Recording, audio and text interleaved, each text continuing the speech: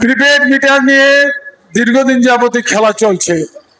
সাধারণ মানুষ যেটা চায় না, সাধারণ মানুষ যেটা বোঝে না, সাধারণ মানুষ যেটাকে বোঝা মনে করে, সেটা কেন আপনারা চাপিয়ে দিতে চাচ্ছেন?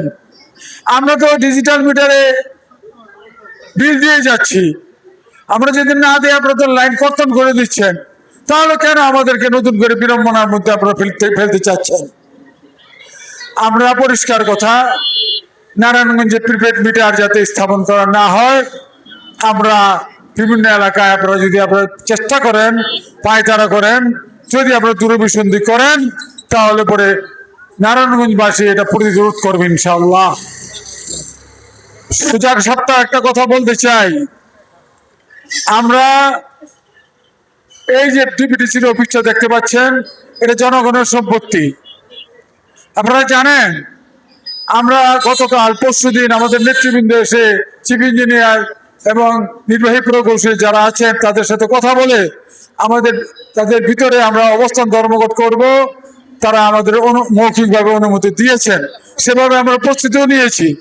কিন্তু আজকে তারা আমাদেরকে ভিতরে প্রবেশ করতে দেন নাই, তারা কথা রাখেন নাই। আপনারা সকলেই জানেন, সচিবালয়ের ভিতরেও বৈষম্য বিরুদ্ধে আন্দোলনের সময়, তারপরে আপনার সচিবালয়ের ভিতরে সাধারণ মানুষ সেখানে প্রতিবাদ করেছে, সেখানে কিন্তু সচিবরা তার মান্যতা দিয়েছেন। আপনারা কিন্তু তার থেকে বড় হয়ে গেলেন। আমাদেরকে আজকে এই রৌদ্রের মধ্যে দাঁড়িয়ে সাধারণ মানুষের কথা চিন্তা করে আমরা এই রৌদ্রের মধ্যে দাঁড়িয়েও আমরা আমাদের কর্মসূচি পালন করছি।